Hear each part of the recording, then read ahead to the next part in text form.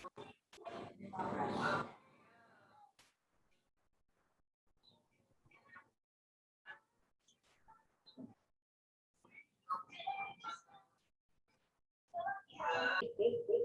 in progress.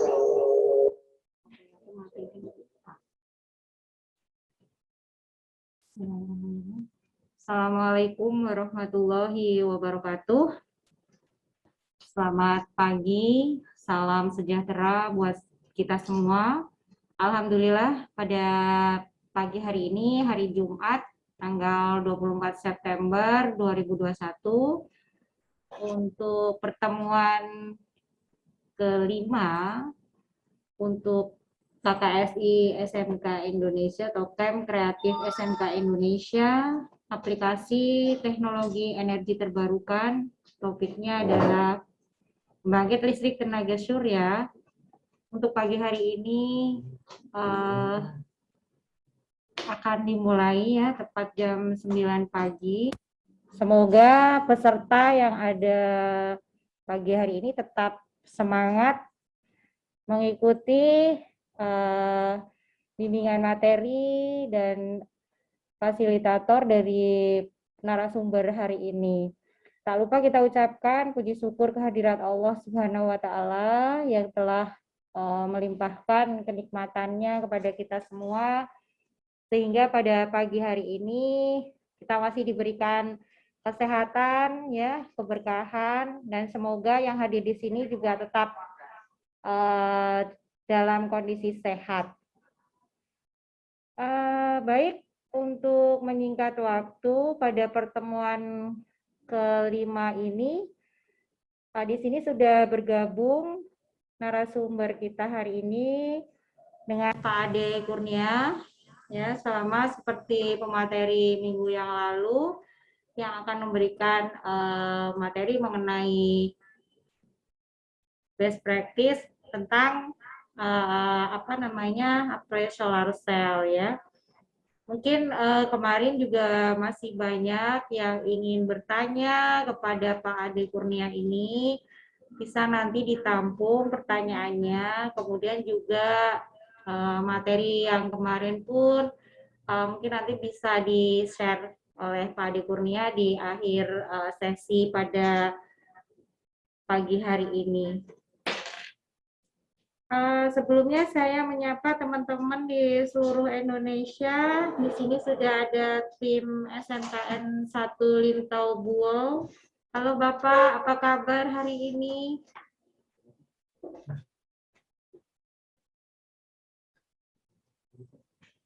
Dari tim SMKN bisa menjawab di unmute.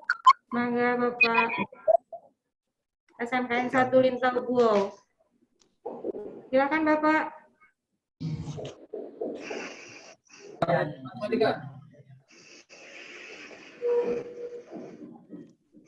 Dari SMKN 1 Subul Salam. Semuanya. SMKN Sarang.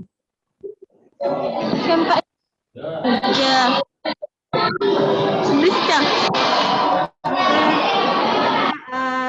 Tetap bersemangat ya untuk mengikuti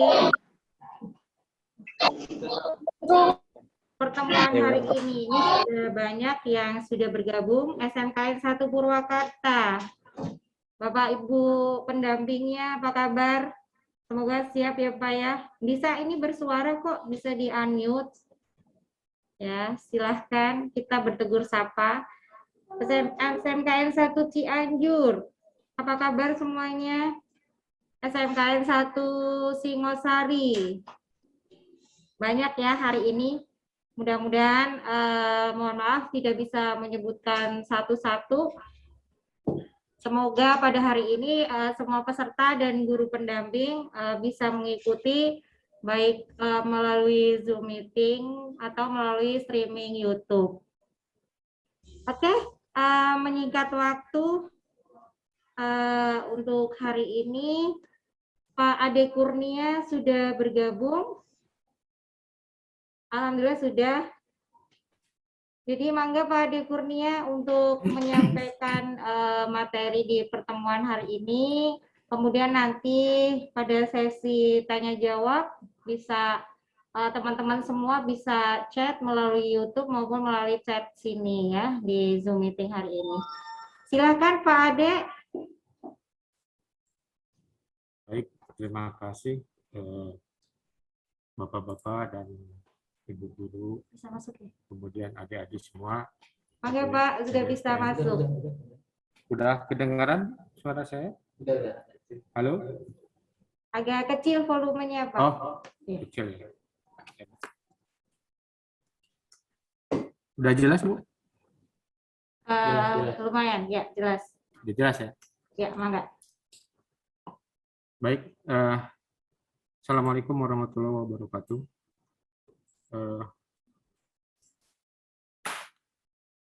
Selamat pagi, salam sejahtera buat kita semua. Yang terhormat Bapak dan Ibu guru dan juga adik-adik dari semua peserta. Pada kesempatan ini saya coba akan memaparkan terkait tentang desain PLTS ya. Pada minggu lalu kita sudah membuat sebuah perancangan bagaimana merancang sebuah PLTS yang mulai dari yang sederhana sampai yang mungkin yang lebih besar lagi. Nah, adapun terkait beberapa pertanyaan yang mungkin kemarin belum sempat ditanyakan nanti bisa dikembangkan, dan kalaupun ada yang belum sempat nanti kita bisa lewat dari media lain lah gitu, mungkin bisa chat atau email. Terkait kemarin ada permintaan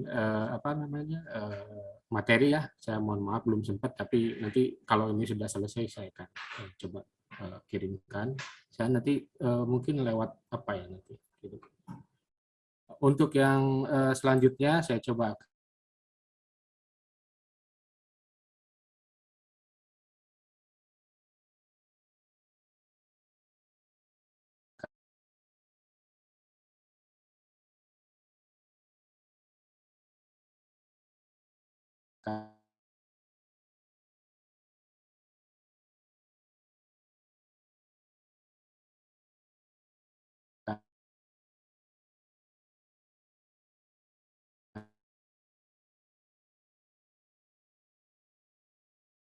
langsung masuk ke baik. Terima desain ini kita harus menentukan dulu jenis lokasi penempatan PLTS-nya.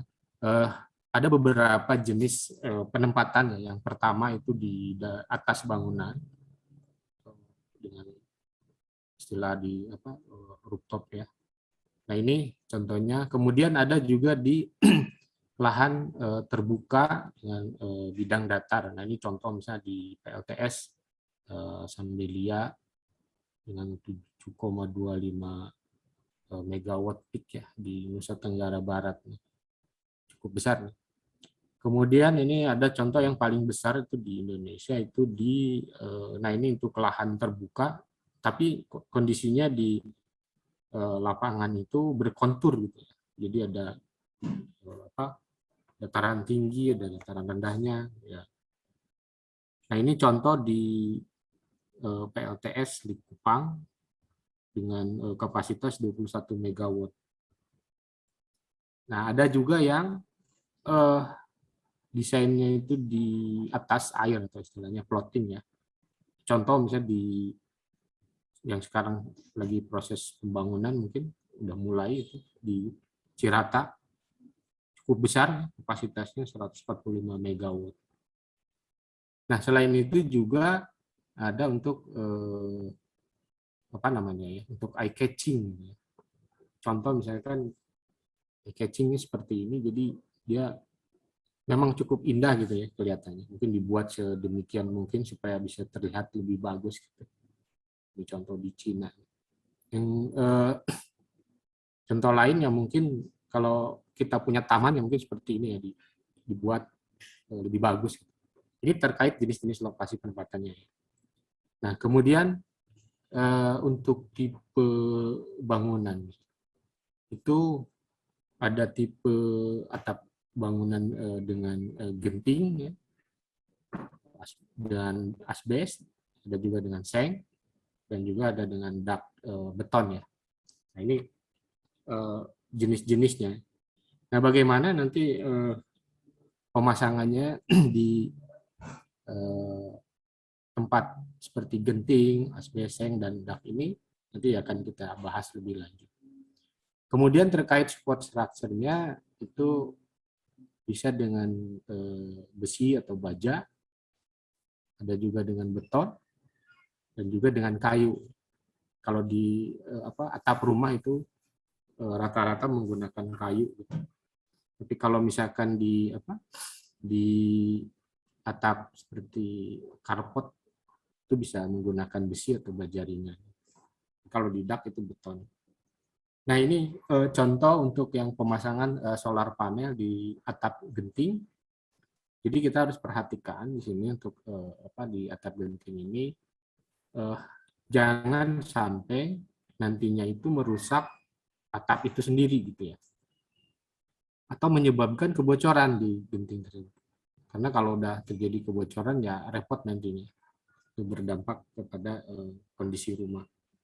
Nah, ada beberapa material yang mungkin bisa support untuk bisa membuat solar modul ini bisa bertumpu kepada support structure yang tidak bertumpu kepada gentingnya itu sendiri gitu ya. Nah, ini contoh peralatan itu ada namanya tile rooftop untuk tile roof hook maksudnya di rooftop ini. Nah, ini banyak macam-macamnya tile roof hook. Kemudian ada mid clamp. Mid clamp ini untuk membatasi antara panel yang satu dengan panel supaya tidak berdempetan seperti itu. Kemudian ada namanya end clamp nih. Sedangkan yang paling utamanya itu adalah mounting rail dan juga ada rail connector. Nah, yang harus kita perhatikan di sini adalah pemasangan solar panel di atap genting itu. Yang pertama adalah panjang relnya itu sendiri. Panjang rel itu kita harus pertimbangkan sesuai dengan dimensi dari solar modul itu sendiri.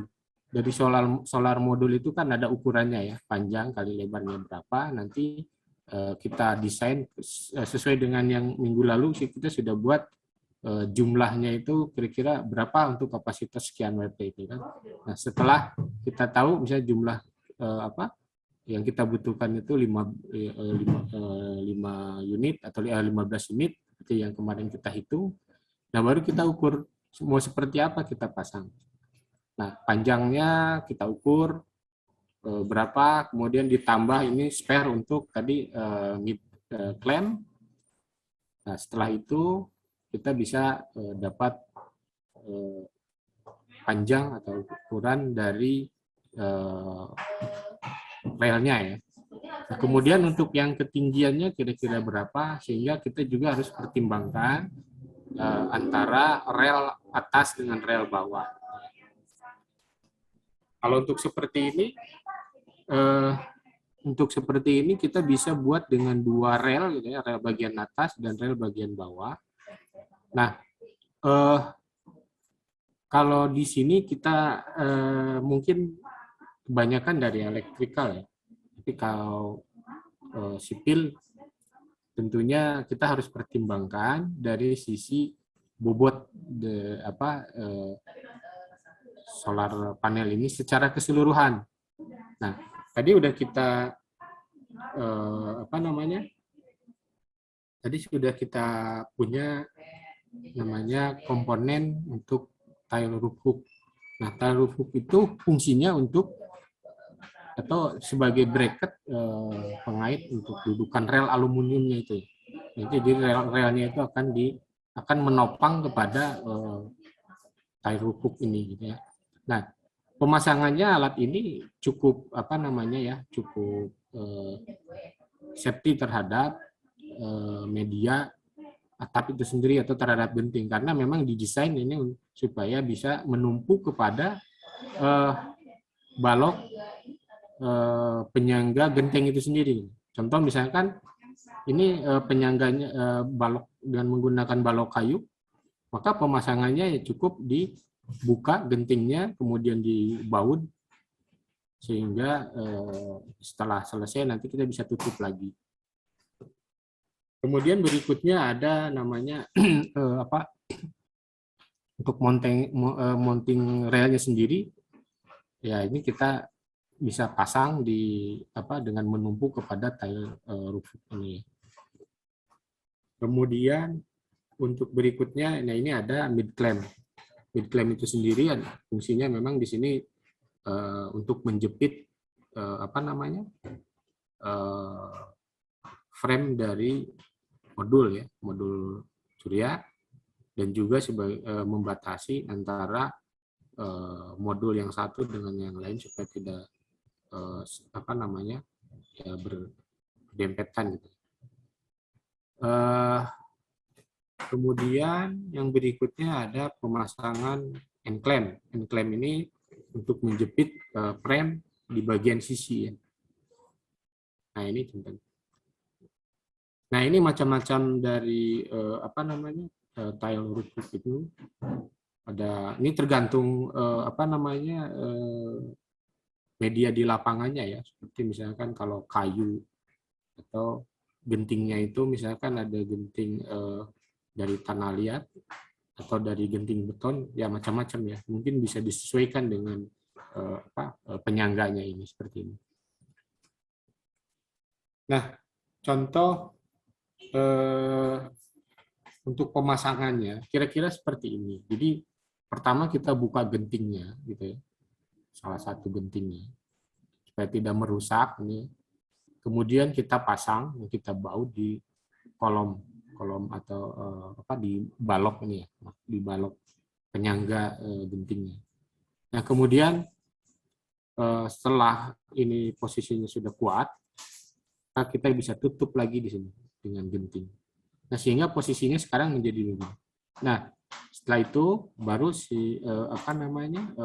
rel aluminium ini bisa kita pasang, kemudian kita kencangkan dengan baut di tile roof itu. Kemudian ya kira-kira seperti inilah. Nah nanti kita punya rel aluminium itu seperti ini.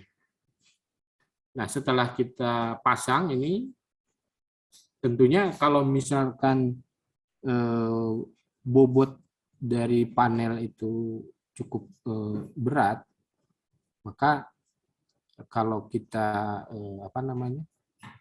belajar ilmu fisika, mungkin kalau yang lebih banyak diterapkan di sipil, jadi semakin banyak titik-titik tumpunya, jadi sehingga berat atau beban itu akan terbagi gitu ya. Jadi tile rufuknya itu kalau diperbanyak mungkin, maka dia akan terbagi. Misalkan ada 10 dalam satu rel ini ada 10, maka beratnya itu akan terbagi ke 10. Berat beban dari. Tapi semakin banyak juga tidak ekonomis tentunya, tapi semakin aman. Nah, nanti akan ada kira-kira nilai efisiensinya atau ekonomisnya gimana. Ya tentunya kita harus tahu berat atau kemampuan dari kayu penyangga ini. Nah, kemudian kalau kita sudah bisa memasang relnya, baru kita pasang modul suryanya seperti ini. Nah, untuk menjepit atau supaya dia bisa menahan atau bisa bertumpu kepada rel tadi, kita harus pasang penjepit yang namanya end clamp. Gitu ya. Nah, ini di bagian sisi ini kita jepit dengan end clamp ini yang dibaut ke tile roof tadi. Nah, sehingga kita bisa punya susunan panel surya seperti ini. Ini contoh kalau yang nomor 4 ini, kalau seandainya dia ada di pinggir gitu ya, sama seperti yang di atas ini. Ada di pinggir, artinya klem end klemnya ada di samping. Nah, kemudian ini untuk sisi balok rupuknya model seperti ini. Jadi kita ini bisa mengikat ke balok tadi. Nah, kalau seandainya kita buat seperti ini, jadi kalau ini horizontal, ini vertikal, maka klemnya akan berada di bawah, gitu ya, seperti ini. Nah, ini contoh lain untuk yang dengan menggunakan apa namanya ya, genting beton atau genting asbes. Nah, itu bisa didesain seperti ini.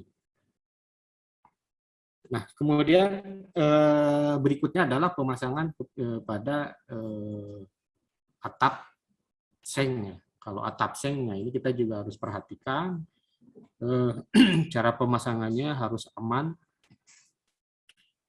tidak menimbulkan kebocoran. Sama seperti pada atap genting, jadi kita harus pasang dulu rel. Nah, ini kan karena medianya berbentuk apa namanya atau ada kemiringan gitu. Nah, sama seperti pada genting, berarti kita harus pasang dulu namanya rel aluminium. Cara pemasangannya seperti tadi ada namanya tile roof juga, tetapi ini memang bertumpu kepada penyangga sengnya. Kemudian kita pasang end clamp juga sama seperti yang tadi. Hanya ini medianya berbeda gitu ya, alat-alatnya, aksesorisnya juga berbeda. Nah, ini contoh untuk pemasangan tile roof yang di atap seng. Nah, bisa menggunakan dudukannya itu seperti ini. Jadi ini langsung dibaut masuk ke dalam seng, tetapi kita kasih namanya seal. Seal ini artinya supaya seng ini tidak terjadi kebocoran gitu ya. Nah, atau kita menggunakan ini mid clamp hampir sama dengan yang tadi. Ini hanya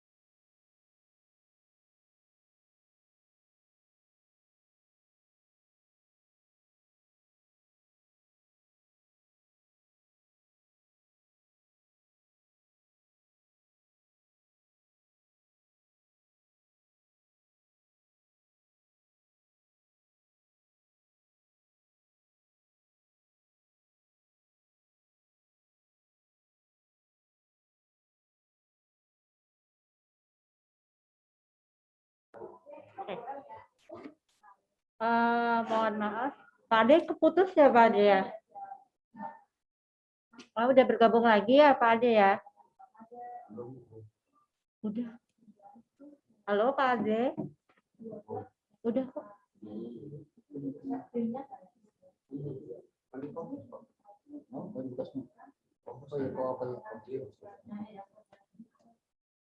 Maaf Pak Ade, slide share-nya keputus. Atau mungkin dari kita nih bisa membantu untuk nge-share. Dia di mute.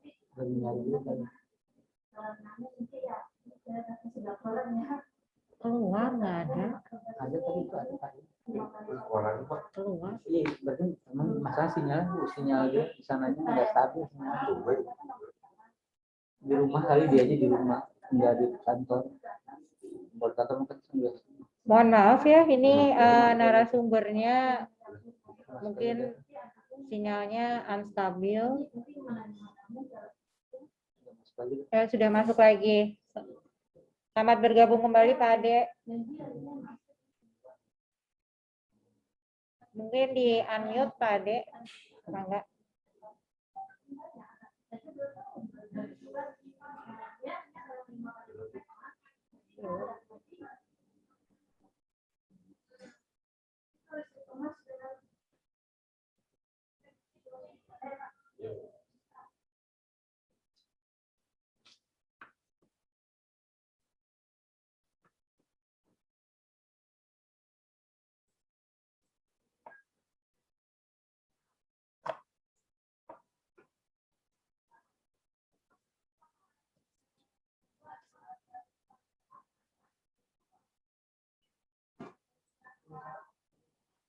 Adik Kurnia is not in this meeting. Keluar lagi dia. Lagi nyari sinyal kali. Baik, sambil menunggu narasumber kita bergabung kembali, mungkin nanti ditampung ya pertanyaan untuk Pak Ade. Silahkan bisa melalui chat teman-teman di sini, karena Pak Ade mengalami kendala teknis ya untuk bergabung. Sambil menunggu, boleh dari para peserta di sini bisa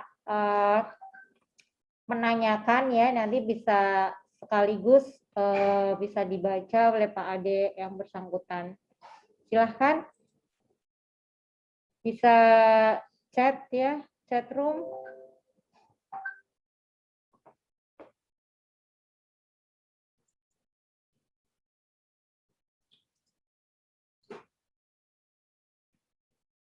Semoga Pak Ade bisa dapat bergabung kembali.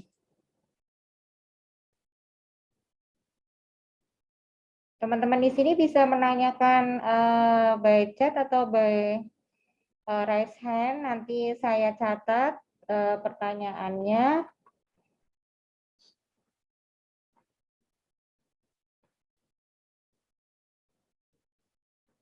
Sudah ada masuk belum ya?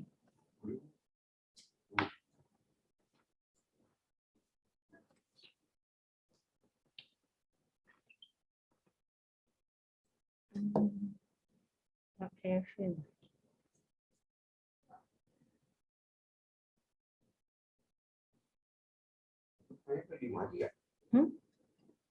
Ntar aku lagi ngubungin. Iya. Iya Pak ya? Iya, iya. Ini yang lain nggak nyambung, nggak kontak. Apa kita Pak? Kita kali yang terkendala kali. Oh, kita bukan Pak Ade-nya. Coba deh. Sekarang kita. Baru progres, baru connect lagi. Udah masuk belum? Udah. Udah. Enggak tuh Pak. Enggak. Belum masuk.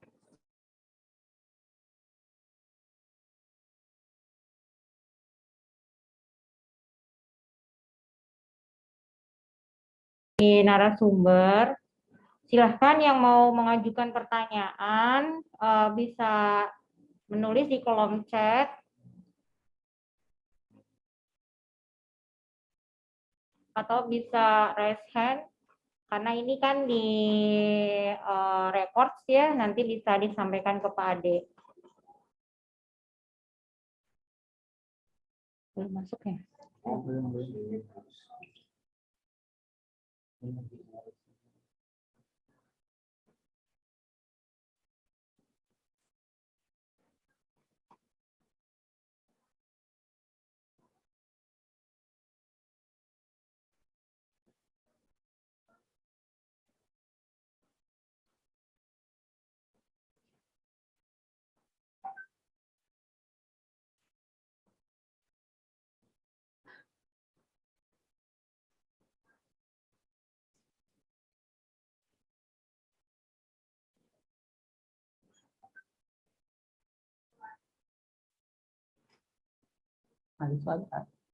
Belum masuk.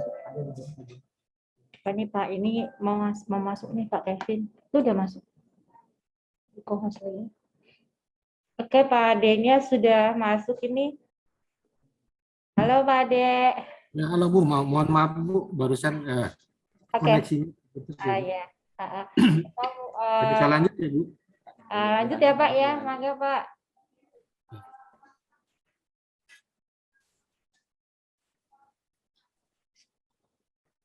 Mute. Ya, Ibu mute.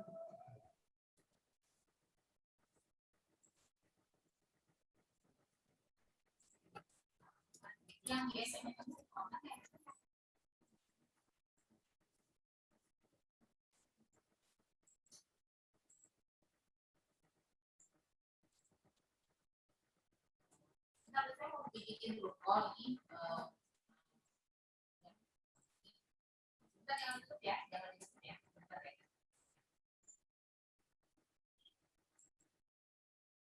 saya ulangi lagi, yang tadi kita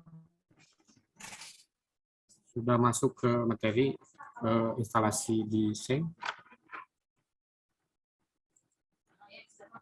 Ini model-model pemasangan di atap Seng seperti ini. Ini untuk pemasangan pada sisi pada klem ya. Pada klem itu modelnya itu macam-macam, ada menggunakan namanya Elfit.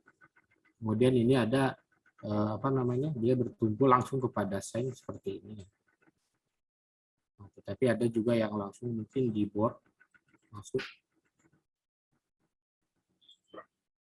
Nah, nanti kira-kira akan menjadi seperti ini. Nah, ini model-model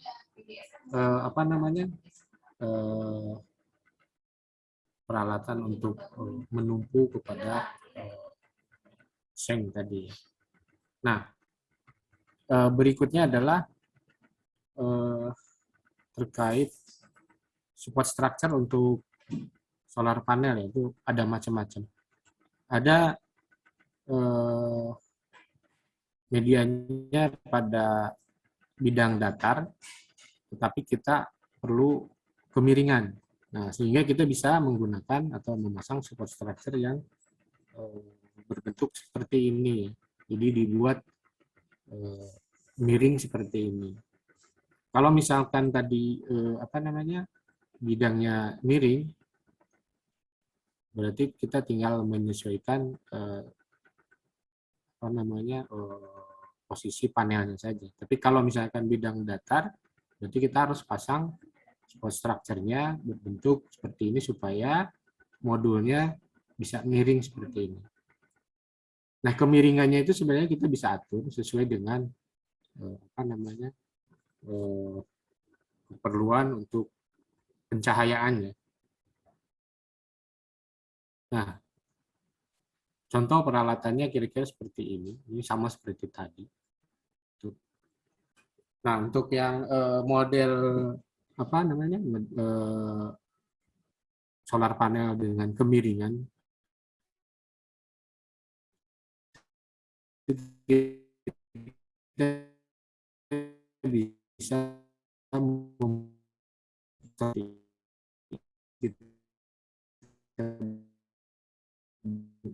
dihubungkan oleh ini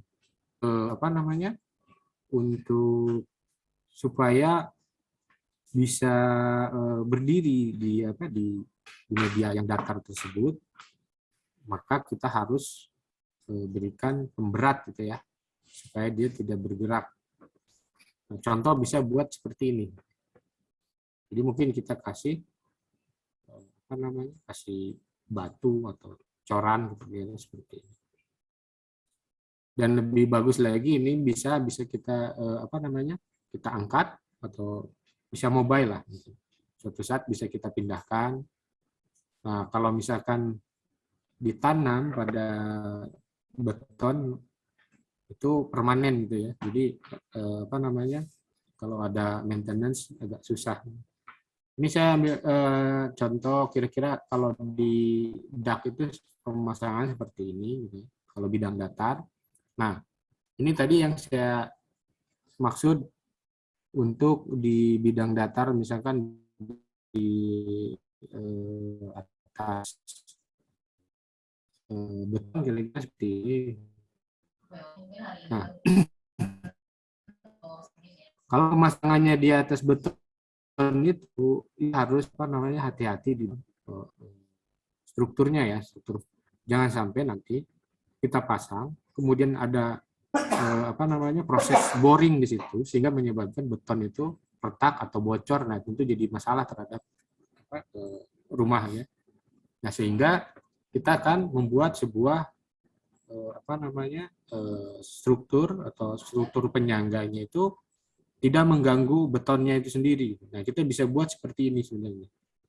Jadi kita buat penyangganya seperti ini, kemudian kita apa dikasih pemberat gitu ya, pemberat supaya tidak bergerak kalau ada angin ataupun apa ada atau guncangan lah misalnya akibat gempa gitu. Nah, keuntungannya apa? Kalau misalnya seperti ini, suatu saat kita bisa pindahkan gitu. Kita bisa pindahkan. Kalau misalkan di area tersebut ada pembangunan rumah yang menyebabkan terjadinya shading seperti kemarin minggu lalu kita bahas. Nah, ini contoh di contoh di dak beton ya. Kalau di dak beton seperti tadi yang saya sampaikan, jadi kita bisa buat desain untuk penyangga solar panel seperti ini. Nah, kemudian ini dikasih pemberat gitu ya, sama seperti tadi. Jadi simpel ini sebenarnya. Ini tidak ada proses boring yang bisa apa namanya masuk ke dalam beton tersebut. Ini contoh lainnya. Nah, kalau ini contoh untuk di apa namanya di parkir mobil ya, kira-kira seperti ini. Ini strukturnya juga penyangganya harus kuat. Kemudian yang berikutnya untuk di ground mounted, untuk di tanah. Nah, kalau di tanah kan kita sebenarnya bisa buat dengan beberapa variasi ya, variasi strukturnya itu tergantung kekuatan tanahnya itu sendiri. Misalnya tanahnya apa namanya berair atau gambut atau apalah misalkan. Intinya adalah bahwa support structure tersebut harus bisa bertumpu kepada fondasi yang tidak menyebabkan perubahan atau pergeseran. Contoh misalnya kalau dipasang pada tanah yang labil atau tanah yang lembek, malah amblas gitu ya. Nah, kalau ini mungkin yang standar saja ini pada tanah yang biasa. Atau ada dua cara. Jadi lahan tanahnya dikerasin dulu gitu ya. Kalau tanahnya lembek ya diuruk dulu lah, dipadatin. Nah, ini model-modelnya itu ada yang dengan dua kaki seperti ini atau dengan single pole seperti ini, itu satu gitu ya. Nah, kemudian ini ada contoh lain lagi, misalkan seperti ini. Kemudian untuk di atap itu, nah ini sama seperti yang tadi ya. Jadi modelnya simpel, dikasih penyangga, kemudian penyangganya dikasih pemberat seperti ini, supaya suatu saat bisa kita pindahkan. Nah, ini satu lagi tadi ada media pemasangan solar panel di atas air atau dengan sistem floating tadi ya. Nah, ini memang ada media khusus untuk apa namanya penyangganya atau media khusus ini tentu terbuat dari bahan yang bisa mengapung di atas air ya, seperti ini contohnya. Ini ada main floating support untuk PP modul, ada secondary floatingnya, kemudian ini untuk apa namanya tap connectionnya, kemudian ada gasket untuk mountingnya, kemudian ada model seperti ini, macam-macam gitu ya. Jadi intinya adalah bagaimana kita menempatkan apa namanya solar modul itu pada penyangga yang bisa membuat solar modul itu bisa kuat gitu ya, tidak bergerak. Kalau di air ya mungkin karena ada apa namanya, ada riakan-riakan seperti itu, tentunya medianya juga harus bisa memproteksi solar panel itu sendiri gitu ya. Contohnya seperti ini. Nah, gini berarti kan memang harus MCU. Nah, kemudian ini contoh lainnya kira-kira. Contoh lain ini seperti ini. Ini yang simpel saja ya. Sedangkan untuk yang skala besar ini contoh di PLTS Cirata kira-kira seperti ini cukup besar. Ya. Nah saya kira ini bahan yang dari kami yang bisa kami sampaikan. Mungkin ini hanya sharing saja. Nah ini ada ini ya contoh gitu ya, contoh simpel gitu. Ini contoh untuk mengairi sawah dengan apa namanya, ada support structure-nya kira-kira seperti ini gitu ya. Ini kalau dibandingkan dengan ini, nah ini lebih simpel lagi gitu. Ini sebenarnya secara output sama gitu ya, bisa membantu mengairi sawah. Tapi ya ini memang ya perlu apa namanya ya. Ini sederhana sekali gitu ya. Nah, mungkin bisa dibuat seperti ini gitu supaya bisa panelnya bisa diproteksi dan juga pencahayaannya juga bisa kita maksimalkan seperti itu.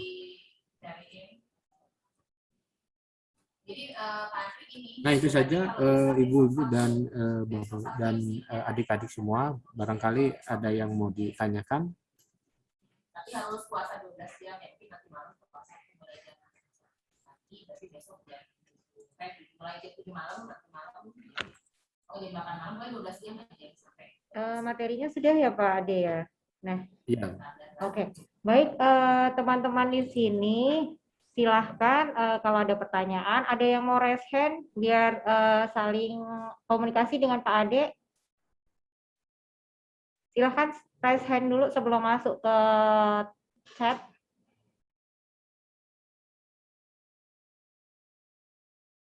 Bisa raise hand. Silakan kalau ada yang mau ditanyakan. Ya, Adik-adik. atau ini Pak, ada yang sudah bertanya dari SMK Negeri 1 Simpang. Simpang mana Pak? Digedein. Dari SMK Negeri 1 Simpang, Simpang Kiri, Subul Salam. Ini dari Aceh nih Pak, kalau nggak salah ya. Izin bertanya Bapak, harga paket terkecil modul surya berapa ya dijualnya Pak? Gitu. Itu dari Pak Disi ya. Mangga Bapak, sambil menunggu pertanyaan yang lain. Teman-teman bisa raise hand ya, nanti kalau misalnya secara langsung mau tatap muka online, mau ngomong dengan narasumber, bisa langsung raise hand di sini. Maaf, tadi di mute. Modul surya yang paling kecil dan macam-macam ya, kalau kita untuk uji coba bisa kita searching sebenarnya di online, ada yang 50 WP, ada yang 100 WP, ada 150 WP, ada yang 200 WP. Nah itu rata-rata kisarannya di apa namanya, di harga 500 sampai 1 jutaan juga ada Bu satu panel. Contoh misalkan yang kemarin saya coba yang 200 itu bisa, yang 200 WP bisa harganya sekitar 1 jutaan gitu ya. Nah itu bisa di searching lah di online juga. Kalau untuk uji coba saya kira. Tapi kalau untuk yang berskala besar, ya tentunya bisa menggunakan dengan solar panel dengan dimensi yang lebih besar lagi supaya bisa diperoleh efisiensinya yang maksimal gitu. Nah itu tadi kalau solar panel kemarin sudah kita buat perancangannya, harga panel yang 200, yang 500, yang 50 mungkin bisa di searching di di online itu banyak kok itunya apa namanya yang menawarkan yang lebih murah juga ada. Jadi kalau saya hitung perbandingannya ya kalau 1.200 WP itu apa 1 juta rupiah gitu ya. Berarti kalau untuk yang 50 WP berarti kan sekitar 250 ribuan ya bisa. Kira-kira seperti itu. Nah, untuk yang apa namanya? Untuk yang kecil seperti ini, misalnya yang 50 WP, kita bisa menggunakan kalau untuk uji coba ya, untuk uji coba yang supaya kita bisa dapat apa harganya yang lebih murah, kita bisa gunakan controllernya itu yang model apa? PWM ya. Yang PWM kalau kemarin kan ada NPPT. Kalau PWM itu biasanya kapasitasnya lebih kecil, bisa 10 ampere, 20 ampere, 30 ampere. Ya, itu bisa menggunakan model PWM dan harganya pun ini lebih murah gitu ya. Lebih murah ya di kisaran antara 30 sampai 50 ribuan lah. Jadi bisa terjangkau kalau untuk uji coba ya. Kemudian apalagi ya? Nanti juga ada yang raise hand ini Pak Ade dari SMKN 1 Purwakarta. Silahkan Bapak dari SMKN 1 Purwakarta. Bentar. Dari SMKN Purwakarta. Ya. Iya Pak. Boleh Pak. Saya sudah terdengar Pak suara saya Pak? Dengar Pak. Nah, saya dari Purwakarta Pak. Saya Pak Budi, pembimbing dari SMKN 1 Purwakarta. Karena kita yang ikut pelatihan ini barangkali Pak ya baru atau awam tentang PLTS ini Pak. Ya, Pak. Dan nanti di akhir pelatihan itu kan kalau tidak salah kan harus membuat proyek ya Pak. Betul Pak. Nah nanti ini kalau hasil penjelasan dari Bapak, karena yang materi kemarin belum di ini ya, jadi saya juga belum mempelajari sampai mendetail. Kalau lihat contoh-contoh ini kan Pak, sepertinya ini untuk proyek-proyek besar ya Pak ya. Oh iya, iya betul. Ya, nah nanti untuk kita yang sekolah ini karena menyangkut biaya juga Pak, saya juga belum terbayang ini nanti proyeknya mau seperti apa. Kalau yang tadi yang di daerah lain mungkin untuk pertanian atau untuk apa. Nah kita ini yang di kota belum ada ide atau gagasan untuk proyek apa begitu Pak. Kemudian dari segi biaya juga nanti kan tadi sudah banyak yang menanyakan masalah modul dan peralatan lainnya seperti kontrol chargernya seperti itu. Nah kita juga memperhitungkan masalah biaya itu Pak. Nanti kan kita juga mungkin mengajukan ke sekolah. Nah nanti batasnya sampai berapa kita juga belum tahu. Jadi mohon saran atau ini dari Bapak bagaimana cara nanti buat proyek yang sederhana. Barangkali itu saja Pak. Terima kasih. Ya baik. Terima kasih Pak atas pertanyaan. Saya langsung aja.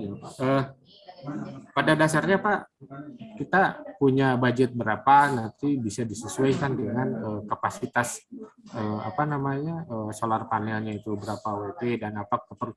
Kemarin kan kita sudah bahas minggu lalu kita bahas perancangannya berapa apa aja materialnya, kebutuhannya berapa dan juga biayanya berapa. Nah nanti saya kasih contoh lah yang mungkin yang sederhana yang simpel itu adalah untuk yang penerangan lampu jalan atau PJU ya Pak ya. Contoh itu kan satu modul, satu controller dan mungkin satu inverter yang kecil seperti inverter yang bisa dipakai buat apa di mobil itu Pak.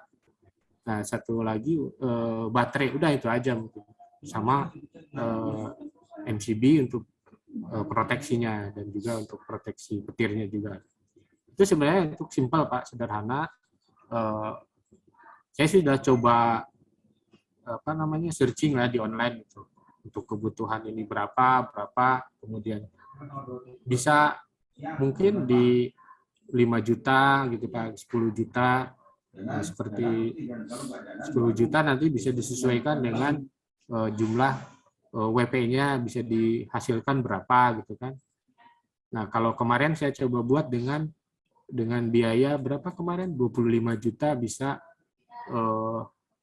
apa namanya? Menyuplai ke rumah dengan beberapa beban tentunya kan. Mungkin nggak semua beban itu bisa dinyalakan. Contoh misalnya seperti motor-motor seperti itu kan, itu harus inverternya juga harus support seperti itu.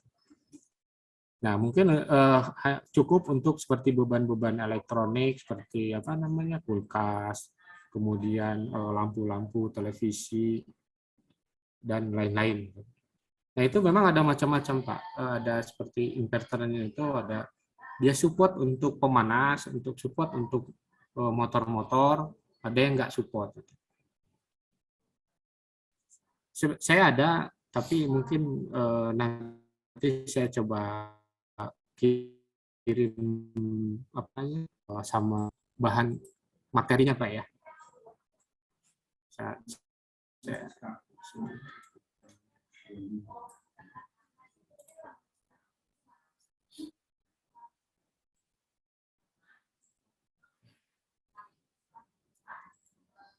Saya coba ulangi yang pembahasan materi yang minggu lalu ya. Mungkin ada yang belum sempat mengikuti, bisa coba. Contoh ya kemarin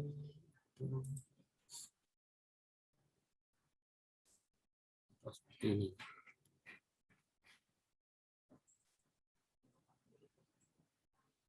Nah, ini mungkin kalau untuk contoh yang ini cukup untuk satu rumah ya. Nah, kalau misalkan rumahnya mau kita beban-beban di rumahnya mau kita batasi gitu ya.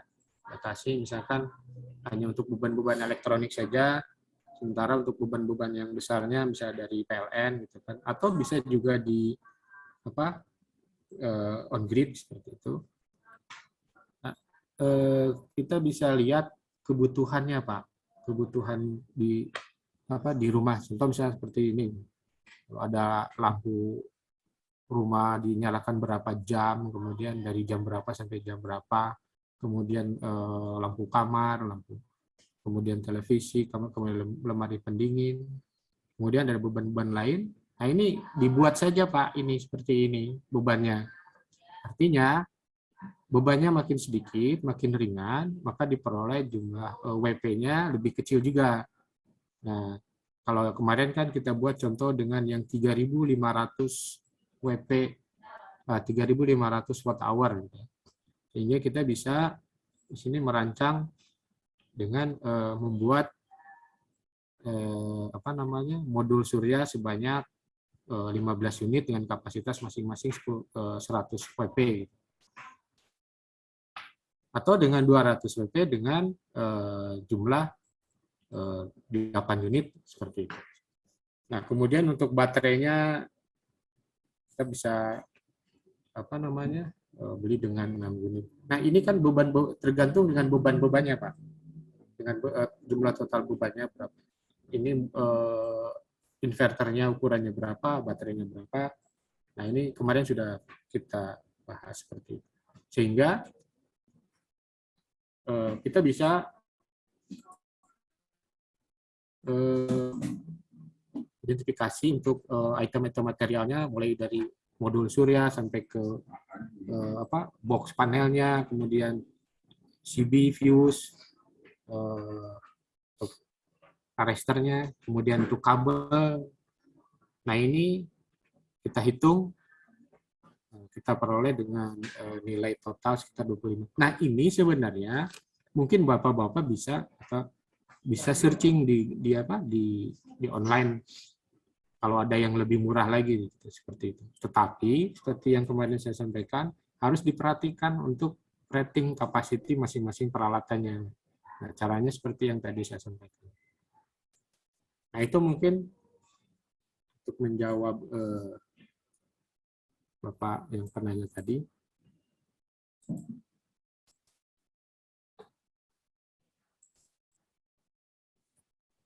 Baik, Bapak yang dari SMK Negeri 1 Purwakarta, apakah sudah cukup jelas? Jadi ini contoh yang sudah diberikan Pak Ade Kurnia di pertemuan minggu yang lalu. banyak juga yang menanyakan mengenai modul sederhana ya, karena memang kita produknya di sekolah memang sangat-sangat terbatas dengan budget dana. Nah, mungkin ya tadi sudah dijawab oleh Pak Ade, mungkin volumenya diperkecil ya. Jadi misalnya yang dicontohkan di sini ada 15 unit, kemudian alokasinya dan sebagainya disesuaikan dengan anggaran yang disediakan oleh sekolah. Pak siapa ya tadi tidak memperkenalkan diri dari SMK Negeri 1 Purwakarta, mudah-mudahan bisa dipahami ya penjelasan dari Pak Ade. Lanjut, ini Pak Ade ada yang di forum chat dari SMK PGRI 1 Gresik. Namanya, dari siswa ya. Assalamualaikum, mohon izin bertanya. Misalkan PV modul searah dengan pancaran radiasi matahari dapat menghasilkan 80 WP. Sedangkan kalau PV modulnya agak miring, hanya bisa sekitar 60 WP. Apakah ada penyebab lain ini Pak, selain shading effect? Terima kasih sebelumnya atas penjelasannya. Kemudian dari SMK 1 Al-Mubarkea, izin bertanya Pak, untuk cara mengecek kerusakan pada panel surya, apakah setiap hari atau ada alat aplikasi untuk mengeceknya? Mungkin itu dulu Pak, 2 pertanyaan. Jadi yang satu mengenai tadi shading effect, dan yang kedua adalah aplikasi untuk mengecek kerusakan panel surya. Demikian Pak Ade, silahkan mangga dijawab. Baik. Terima kasih. Itu pertanyaan dari adik kita tadi dari seperti yang kemarin minggu lalu atau di pembahasan sebelumnya. Jadi modul surya itu tadi misalkan 80 WP ya. Nah, sementara yang dihasilkan hanya sekitar 60 WP gitu kan. Nah, kira-kira ada nggak penyebab lain yang bisa menyebabkan terjadi penurunan? Nah, di minggu lalu itu saya sudah saya tampilkan lagi ya, biar kita. Nah, ini untuk pemasangan modul surya itu yang kita butuhkan tentunya bisa lebih besar dari kapasitas beban tadi. Nah, kenapa? Karena tadi ada rugi-rugi atau losses ya, di modul surya. Yang pertama di modul suryanya itu sendiri. Itu bisa diakibatkan oleh debu, kemudian panas di kabelnya sendiri, kemudian bisa juga di kontrolernya, dan bisa di baterai juga. Nah, makanya kemarin sudah ini saya coba di komunitas ya Bu, komunitas solar panel. Kebetulan saya juga tergabung di komunitas. Itu sudah memprediksi losses itu bisa mencapai 40%. Makanya di perhitungan ini saya coba buat perencangannya itu kapasitasnya kira-kira dibagi 60%. Kalau lossesnya 40%. Nah, ini akibat itu tadi. Di lapangan bisa diakibatkan bisa terjadi losses akibat debu, mungkin sudah dipasang tapi sudah berdebu, tidak dibersihkan gitu kan. Nah, itu juga bisa menyebabkan tadi pencahayaannya tidak maksimal gitu, irradiation ke solar panel tadi gitu kan. Itu. Nah, losses lain lagi tadi sebenarnya banyak ya selain di modul surya, karena ini tadi pertanyaannya hanya di modul surya saja. Kalau minggu lalu kita bahas juga ada efisiensi di baterai. Nah, efisiensi di baterai itu juga dilihat dari spesifikasi baterainya itu sendiri. Itu bisa sampai 95%. Kemudian di Inverter juga itu juga sama itu. Pada dasarnya inverter yang baru itu sekarang mungkin bisa mencapai di atas 95% efisiensi. Tapi kalau yang tipe-tipe yang lama itu rata-rata itu di bawah. Nah, itu mungkin yang bisa saya membantu untuk menjawab pertanyaan dari adik kita tadi. Kenapa yang dihasilkan hanya 60 WP dari kapasitas 80. Nah, mungkin coba di di maintenance lah, dicek ulang, kemudian dibersihkan lagi, barangkali ada debu yang menempel pada.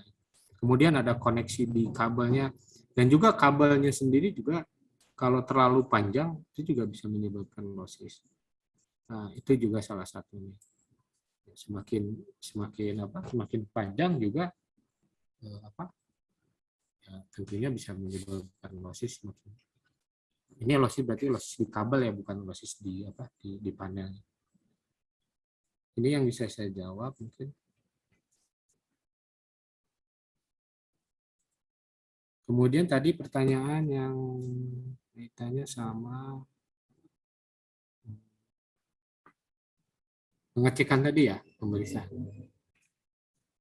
Ya, memang pada dasarnya solar modul itu harus di maintenance, harus dicek.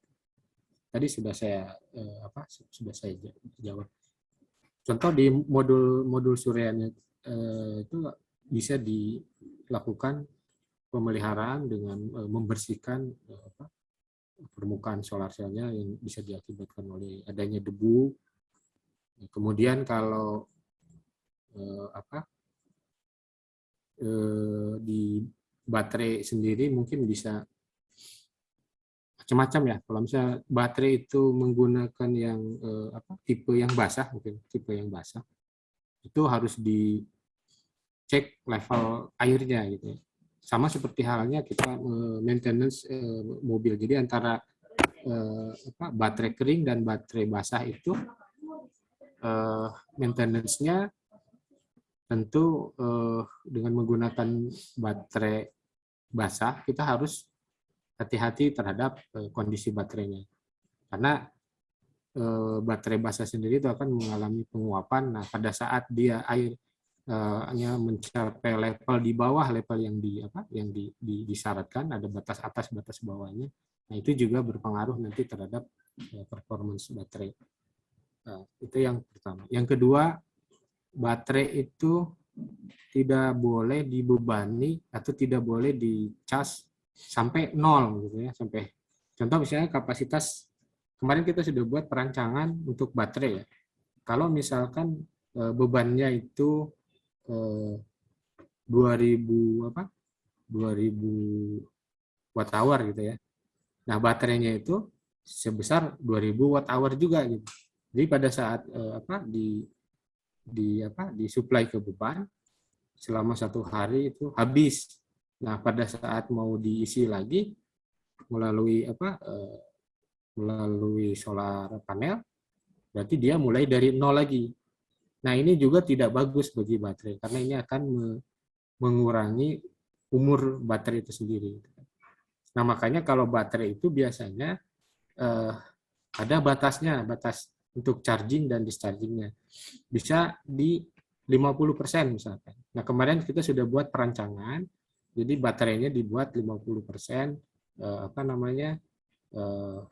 sisa dari kapasitas baterainya itu sendiri.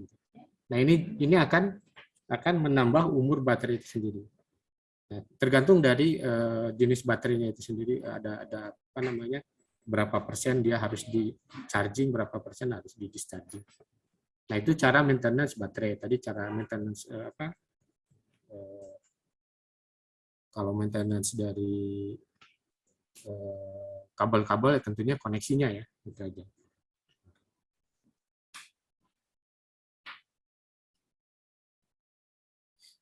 Kemudian ada pertanyaan lagi. Ada ini Pak dari Yasser Arafat. Kami dari SMK Negeri Sumatera Selatan izin bertanya Pak. Dampak apa jika solar panel itu diletakkan di atas air? Mungkin apa gitu ya, kalau kan tadi Bapak menerangkan ada yang bisa ditempatkan di atas air, resikonya bagaimana gitu. Kemudian dari SMK Muhammadiyah 1 Klaten Utara, izin bertanya Pak, penyambungan modul panel surya lebih dari 1 sebaiknya di paralel atau seri? Ini mungkin pertanyaan yang pertemuan kemarin kan Pak Ade sudah memberikan materi mengenai paralel atau seri. Mungkin yang lebih efisien di mananya seperti itu. Ini dari Fahmi. Panggil Pak, silahkan. Baik. Ini pertanyaan dari Sumatera Selatan terkait yang terapung ya. Yang kalau terapung ya tentunya ya resikonya ya kalau misalkan media support structure-nya ya bisa menyebabkan tenggelam seperti itu ya memang harus khusus gitu ya kalau media terapung itu penyangganya ya harus bisa mengambang di air seperti itu, dan juga pada saat dibebani oleh itu tidak turun gitu ya. Yang mungkin itu. Yang berikutnya ya terkait yang diperhatikan mungkin koneksi kabel juga ya, karena kabel juga itu mungkin di air atau tapi kan sebenarnya dia ada ada bridge-nya itu kan bisa bisa diletakkan pada kabel-kabel itu pada bridge tadi. Nah itu aja sih sebenarnya pada dasarnya sama aja ya, kalau support structure-nya tidak kuat sama seperti di ground mounted juga, kalau nggak kuat ya itu akan menyebabkan roboh ya, kalau di air ya tenggelam gitu. Jadi antara beban dengan media penyangganya ya harus kuat itu bisa menahan.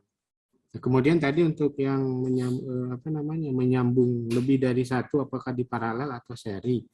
Nah, kalau di seri di paralel kan kemarin sudah saya coba terangkan berapa kebutuhan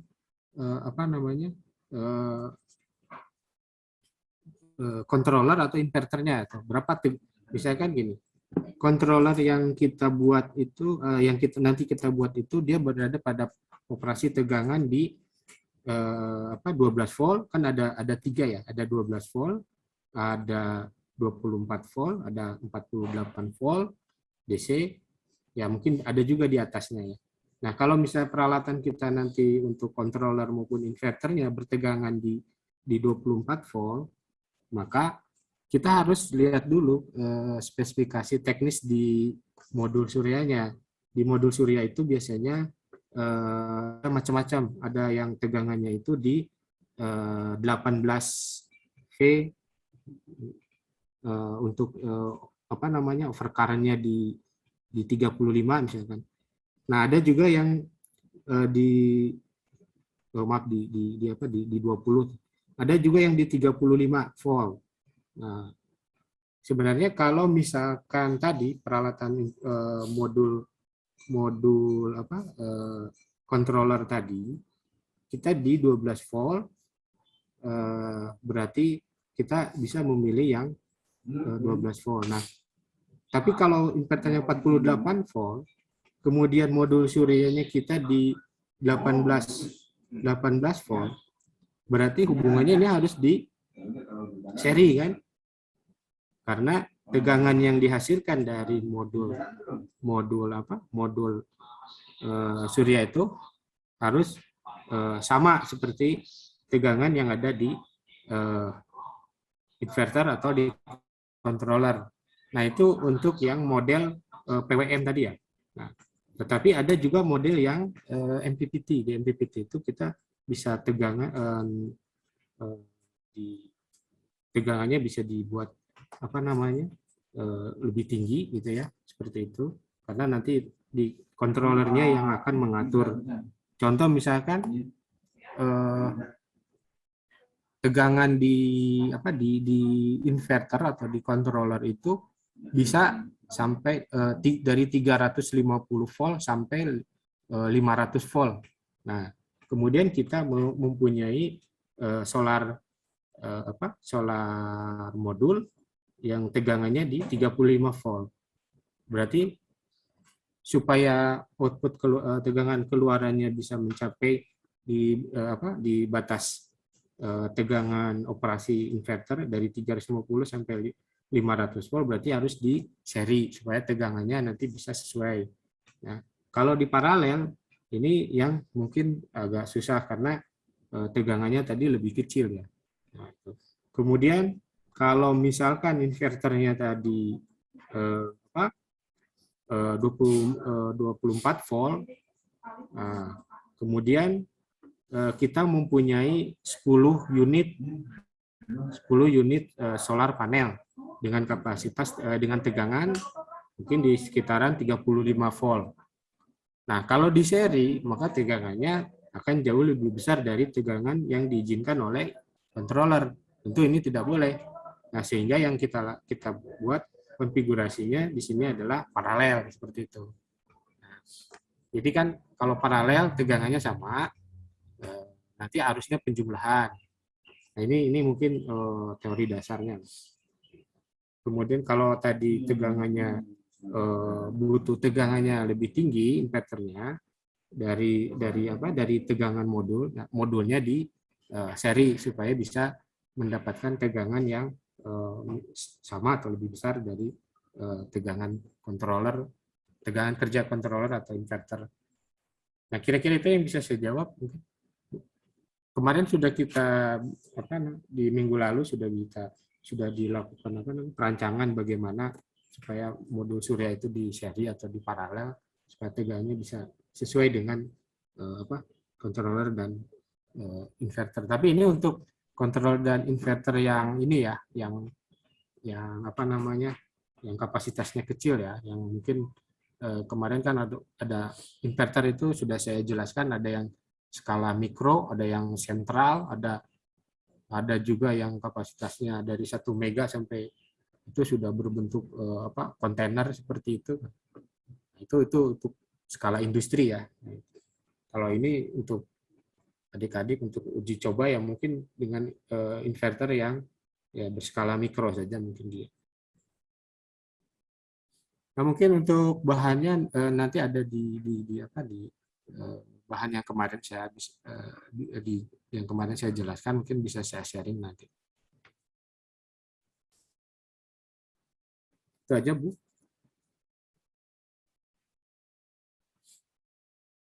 Terima kasih Pak Ade atas jawabannya. Mungkin teman-teman di sini bisa memberikan pencerahan ya atas jawaban dari Pak Ade tersebut, sehingga sudah terbayang apa nanti yang mau dibuat. Ini ada yang raise hand, Bapak, dari SMK Tunas Harapan Pati. Silakan SMK Tunas Harapan Pati, bisa di-unmute. Assalamualaikum Pak, selamat pagi. Waalaikumsalam, selamat pagi. Pak, apakah dalam PLTS putus-putus ya suaranya? itu memerlukan grounding? Putus-putus tadi apa ya? Nggak jelas tuh. Apakah dalam PLTS atap itu memerlukan grounding? Oh gitu. Mungkin saya ada nangkap. Apakah untuk PLTS atap membutuhkan grounding gitu ya?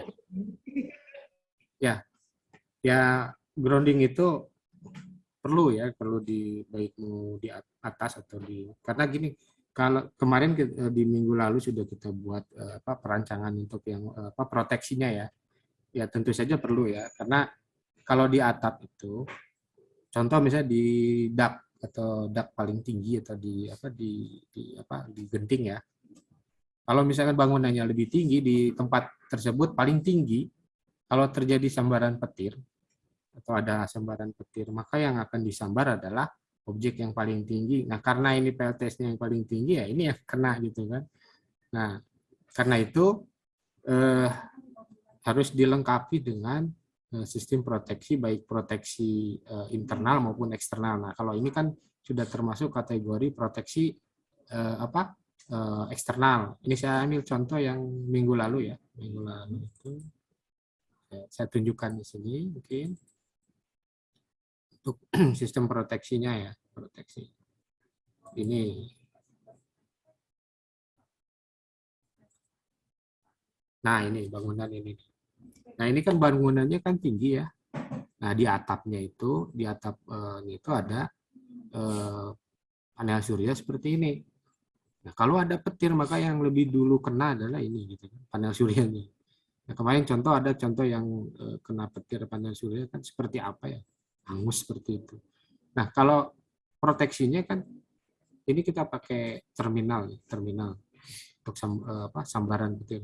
Jadi nanti kalau ada sambaran petir karena terminal ini lebih tinggi posisinya, maka ini akan menyambar ke sini. Nah, terminal ini kemudian di grounding ke bawah ke sini, kemudian dibuat groundingnya seperti ya. Contohnya, nah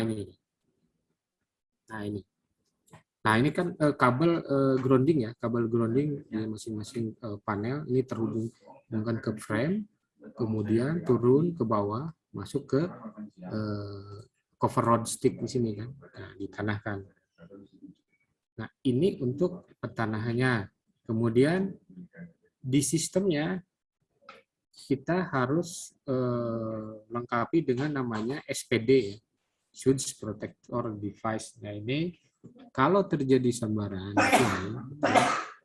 dan terjadi mungkin kalau istilahnya apa ya, induksi ya, masuk ke sistem, maka di sini kita lengkapi dengan namanya SPD, Surge Protector Device.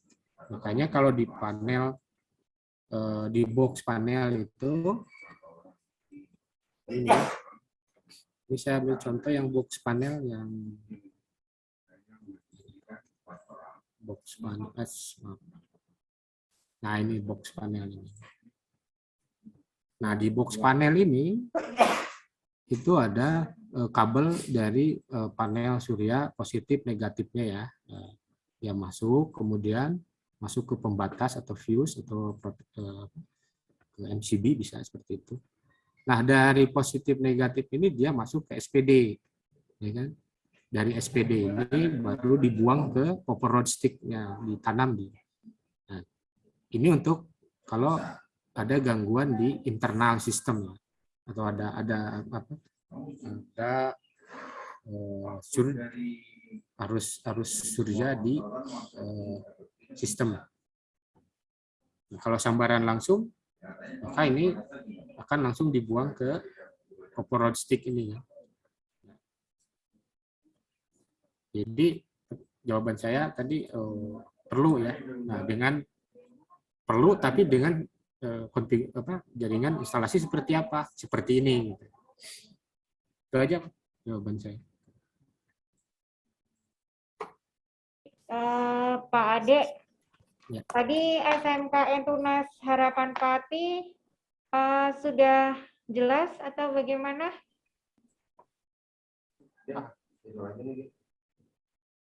Silakan di-unmute. Itu kan tadi kan yang untuk dalam PLTS atap, jika PLTS-nya tadi yang di atas air untuk grounding-nya itu bagaimana? Nah, ya itu mungkin sama aja ya, mungkin di atas air itu ya harusnya dibangun seperti ini. Bentar, saya akan tampilkan.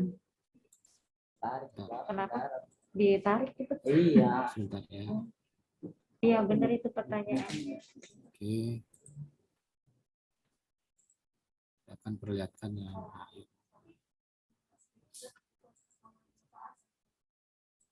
Yang plotting itu seperti ini kan ya.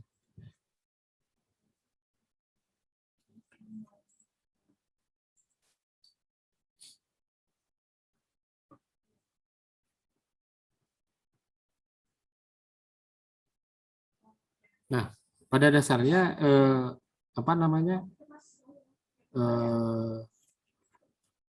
PLTS itu atau solar modul itu kan harus di grounding,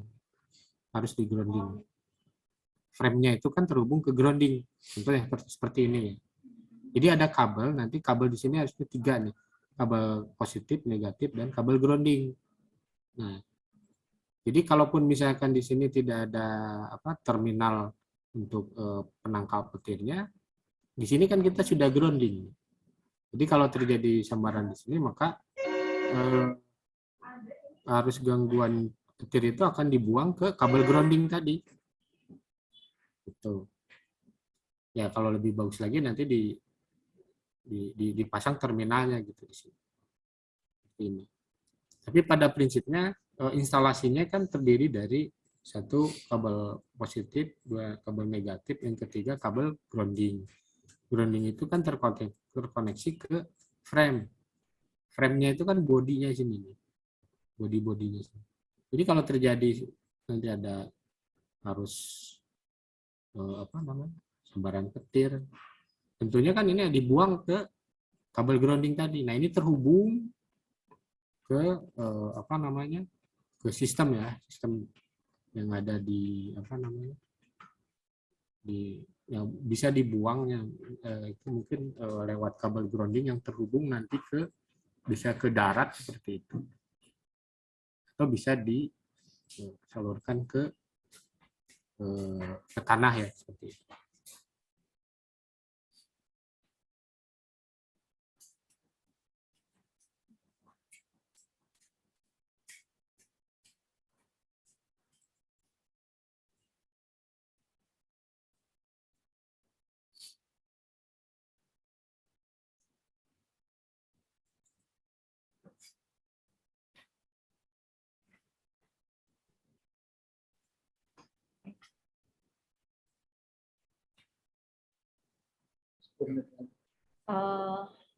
Ini ada pertanyaan dari. Iya Pak, gimana? Insya Allah tadi udah jelas ya Mas ya, yang dari Pati bentuk grounding untuk di air ya yang terapung. Kemudian nih dari Handoko Rafli izin bertanya Bapak, Ya. kalau di atas panel suryanya dilapisin mika kaca untuk menghindari kotoran burung misalnya, apakah bisa mengurangi kinerja dari panel suryanya atau gimana gitu. Kemudian ini kemudian dari SMKN 1 Serdang Mesuji Lampung. Assalamualaikum Bapak, selamat pagi. Izin menanyakan, solar cell yang digunakan dalam sistem PLTS menggerakkan sensor dan pompa penyiraman tanaman, berapa spesifikasinya? Itu Pak, ada 2 pertanyaan yang bisa dijawab oleh Bapak. Makasih. Baik. Jadi untuk pertanyaan tadi yang kaitan sama kotoran ya, itu betul sekali itu. Jadi tadi kalau terjadi sesuatu yang menghalangi iradiasi matahari sampai ke solar panel, pada prinsipnya itu akan mengganggu performance dari PLTS-nya itu sendiri atau dari solar panelnya itu kan. Maka dari itu maintenance itu perlu dilakukan. Nah, bisa tadi diakibatkan oleh debu, kemudian kotoran burung yang nempel di solar panel, atau apapun, misalkan kalau ada pohon, ada daun misalkan jatuh di solar panel tersebut, atau benda lain lah gitu ya. Nah, itu bisa mengurangi performance dari produksi solar cell-nya itu. Karena itu maintenance itu sangat diperlukan sekali ya. Jadi kita memang harus cek, dibersihkan, kemudian debu-debunya dibersihkan supaya lebih performance-nya lebih bagus lah gitu, sesuai dengan yang diharapkan. Nah, ini setuju saya dengan tadi pendapat kita Handoko Rafli, jadi perlu dilakukan maintenance. Yang kedua, ini pertanyaan kemudian terkait Ini solar cell yang digunakan dalam sistem PLTS menggerakkan sensor dan pompa penyiram tanaman. Berapa spesifikasi? Nah ini menyiram tanaman itu kan sebenarnya bisa dilakukan di siang hari ya, pada saat iradiasi matahari itu dari jam, katakanlah dari jam 10 sampai jam 2 misalnya. Jadi ada berapa, sekitar 4 jam. Nah, nah ini kan tergantung dari kapasitas tadi sensornya atau pompanya. Kalau misalkan sensor atau pompanya itu kapasitasnya misalkan berapa tadi? 100 watt misalnya, 100 watt ya. 100 watt. Berarti kita punya solar panel bisa dengan kapasitas yang 100 sampai 150 watt tadi kan, 150 WP ya. Karena tadi ada losis tadi. Nah, jadi 100 atau 150 WP tadi berarti cukup satu solar modul ya, satu solar modul. Nah, tapi ini dia bekerjanya hanya 4 jam. Dia 4 jam. Nah, kira-kira dengan 4 jam ini, dengan pompa kapasitas 100 watt, kan kita harus hitung dulu, apa cukup untuk mengairi air tersebut, misalnya. Nah, biasanya kan berapa galon per menit yang harus kita hasilkan, gitu kan? Dengan katakanlah misalkan 50 galon per menit atau 50 berapa ratus liter per menit, nanti bisa dikonversi nanti. Nah, itu membutuhkan pompa berapa gitu kan? Pompa berapa kalau seandainya dia dioperasikan selama 4 jam dari jam 10 sampai jam 2 pada saat matahari berlangsung gitu ya. Nah, tadi dengan kapasitas yang 100 WP tadi bisa cukup atau tidak. Nah, itu tadi tergantung dengan keperluan berapa sih kita harus berapa air yang dibutuhkan untuk mengairi tanaman misalnya seperti tadi. Jadi tergantung pompanya gitu ya. Nah, contoh seperti yang tadi saya perlihatkan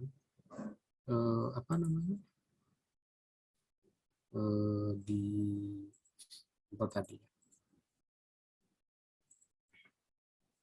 Ini sebenarnya simpel ya. Simpel.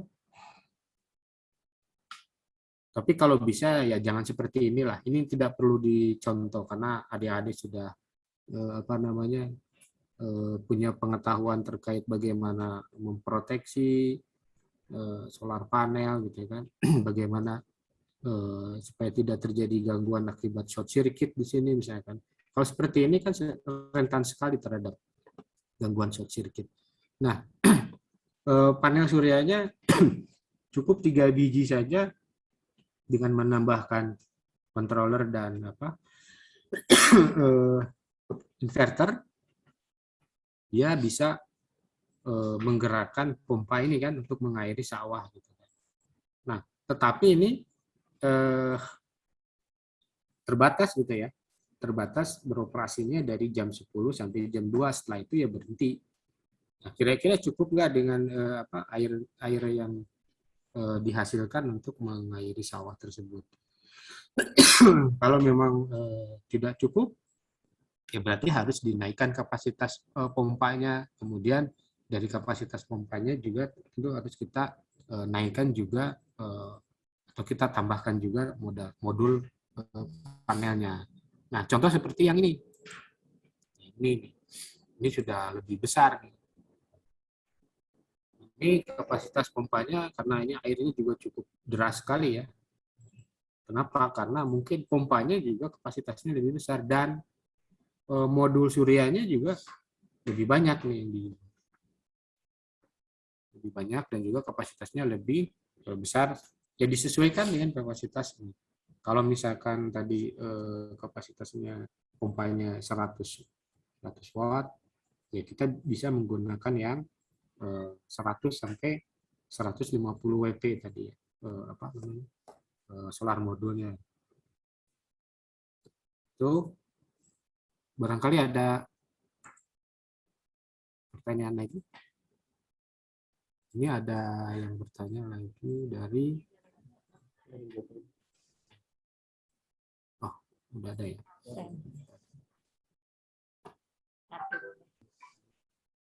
Udah.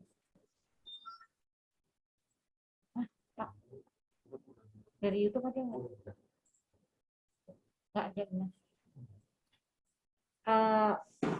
Baik, ada satu lagi nih Pak Ade, karena waktunya juga mepet ya, dari YouTube. Oh, apa tuh? Oh, tidak ada, ditutup. SMKN 1 Pleret. SMKN 1 Gunung, SMKN 3 Wonosari. Terima kasih Pak Ade. Mungkin nanti sekalian waktu berjalan dalam KKS ini, jadi sudah ada pandangan ya, jadi para peserta KKS ini bagaimana proyek akhirnya nanti, karena kita masih ada 3 pertemuan lagi ya dalam minggu-minggu ke depan.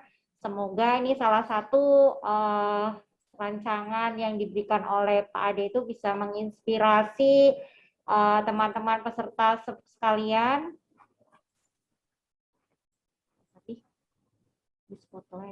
Nah, sehingga dari 2 pertemuan kemarin yang dijabarkan oleh Pak Ade, kemudian juga pertemuan-pertemuan sebelumnya dari PPPIK ITB melalui Pak Nanang, kemudian Pak Nurman, Pak Yogi, dan Pak Agus dengan Smart Agriculture-nya dan sebagainya, sudah ada pandangan ya bagaimana nanti best practice atau proyek akhir, proyek praktek baik yang bisa diterapkan di PLTS ini.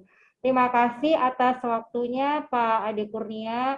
Semoga minggu depan masih bisa memberikan materi-materi selanjutnya yang bisa memberikan ide atau pencerahan buat kreativitas rekan-rekan teman-teman peserta KKSI hari ini. Mungkin sebelum ditutup, Pak Ade mau memberikan kesimpulan atau saran untuk peserta yang ada di sini. Silahkan Pak Ade. Baik, terima kasih Bu. Saran saya buat adik-adik, jadi kalau untuk dicoba, sebaiknya dimulai dari yang kecil saja. Nah, nanti setelah dirasa cukup baik dan berhasil, PLTS ini kan sebenarnya bisa kita bisa kita tambah lagi, seperti itu. Nah, jadi kita mulai dari yang kecil dulu. Seperti di tahap perancangan seperti kemarin, kita mulai dari yang kecil. Nah, kalau kemarin mungkin saya udah agak lebih besar ya, karena untuk skala rumahan itu. Nah, mungkin bisa dari 1 panel dulu lah. 1 panel itu dengan ukuran misalkan tadi ada yang 50 WP, ada yang 80 WP, ada yang 100 WP gitu. Nah, tergantung dengan kemampuan biayanya ya, itu dia harus disesuaikan dengan kemampuan biayanya. Tentu lebih kecil lebih murah lagi. Nah, kemudian untuk peralatan lainnya, pendukungnya seperti controller, inverter, itu pun bisa disesuaikan dengan kapasitas tadi yang kecil. Karena ada banyak controller dan inverter yang skala kecil gitu ya, yang bisa support dengan tadi 1 panel, cukup 1 panel. Nah, kalau itu sudah bisa dicoba, ya tentunya dengan tadi dengan kelengkapan seperti untuk pemutus, pembatas, dan proteksinya harus diperhitungkan juga. Nah, nanti setelah dirasa cukup berhasil, baru ditambah lagi dengan satu sistem yang mungkin lebih besar lagi.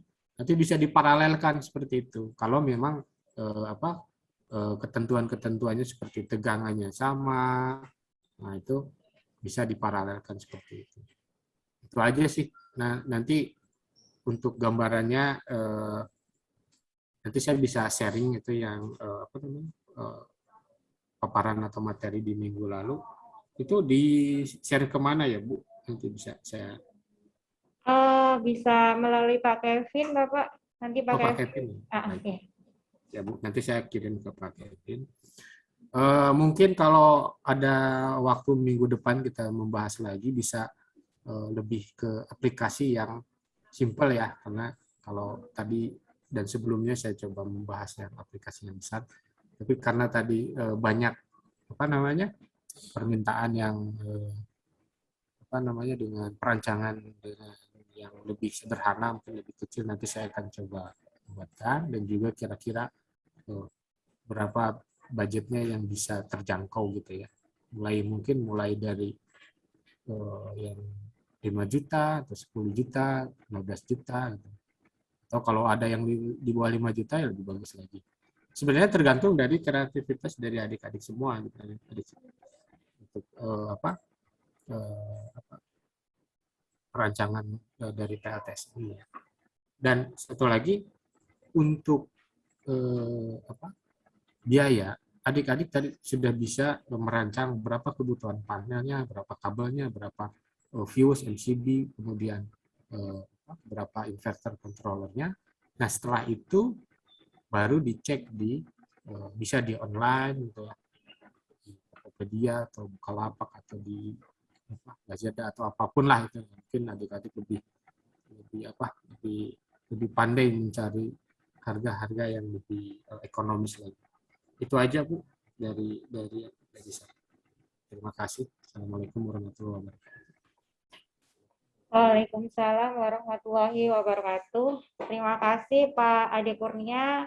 Mari teman-teman kita berikan aplaus yang meriah untuk Pak Ade Kurnia yang sudah memberikan materi yang luar biasa pada hari ini. Boleh aplaus, ayo kasih reaction. Terima kasih atas reaction-nya, jempolnya. Sebelum kita mengakhiri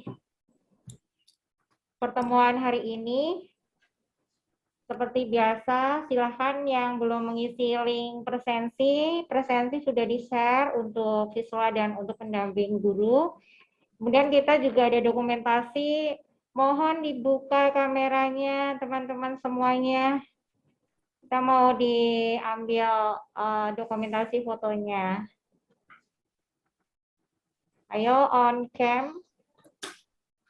Silahkan. Baik. Galang Adi, buka. Diki Darmanto, Atniko Dwi Saputra, SMK PGRI 1 Gresik. Adit. Oke. Kita mulai dari slide pertama. SMK bisa, SMK hebat, jempolnya. Oke. Yang pakai masker nggak kelihatan senyumnya, jadi senyumnya senyum mata. Karena saya juga sama masih di sekolahan ya, jadi memang harus tetap menerapkan 5M. Slide kedua, dibuka kameranya. Siap? SMK bisa, SMK hebatnya, jempolnya boleh 2 jari, 2 jempol. Bukan ini ya, bukan joget 2 jari, tapi 2 jempol. Oke. Lalu slide ketiga, ayo dibuka lagi. Vokasi, salam vokasi. Salam vokasi bukan Saraheo, tapi V. Coba mana salam vokasinya? Vokasi Indonesia, menguatkan Indonesia. Mana V-nya? Ya kalau Pak Wikan, Dirjen Vokasi kita selalu mengucapkan salam vokasinya seperti sarang heo, ya. Tapi ini adalah salam vokasi. Oke, dibuka semuanya. 3, 1, 2, 3. Vokasi Indonesia, menguatkan Indonesia. Terima kasih semuanya pada hari ini, pagi ini, dan siang ini sudah berpartisipasi di Zoom meeting mengenai KKSI Klaim Kreatif SMK Indonesia untuk bidang energi terbarukan, pembangkit listrik tenaga surya. Kalian semua hebat dan insya Allah akan menghasilkan karya-karya terbaru di bidang energi terbarukan. Terima kasih semuanya. Sampai jumpa minggu depan. Insya Allah kita bisa bertemu kembali. Terima kasih Pak Ade Kurnia dan semua peserta KKSI. Mohon maaf jika ada kesalahan, baik itu dari saya pribadi maupun terjadi kendala teknis tadi. Mohon dimaafkan. Baik, akhirnya kita ucapkan alhamdulillah. Billahi taufiq wal hidayah. Assalamualaikum warahmatullahi wabarakatuh. Sampai jumpa. Terima kasih. Silakan boleh live.